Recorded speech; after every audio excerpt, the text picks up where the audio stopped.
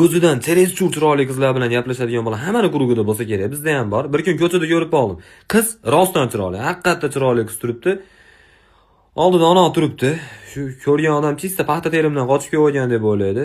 Rasmga olib 30 yildan keyin bolalarga ko'rsatsalar, O'zbekistonda ham qiyin davrlar bo'lgan ekan, deydi to'shni. Hali qizga aytayapman-da, singlim deyapman, qo'shganing bilan qo'sha qarigan deyilgan. Qarigan odamga qo'shilib olgan deyilmagan bu. Gulda hayotingizga bir pasalari qo'nsa nima bo'ladi? Bu bizni Gonkongimiz nima qilyapti bu yerda desam, bu aldashga usta edi, esdan chiqib qoldi. Biznesmenman, qo'limda 5-6 ta odam ishlagan, 5-6 ta odamga boshliq bo'lganman debdi. Shu sinfkomimiz 2 hafta suv ichsak yo'q bo'lganda sinfkom bo'lib qoluvdi. Ashini aytib shekilli chamam.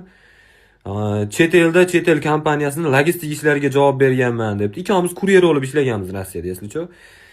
Hozirgi kunda aksioner hisoblanaman, katta aksionerman debdi. Bu kimdir tushuntirsin, bu do'kondan doim aksiyaga narsa olish, bu aksionerlikka kirmasa kerak, to'g'rimi? Sizga narsa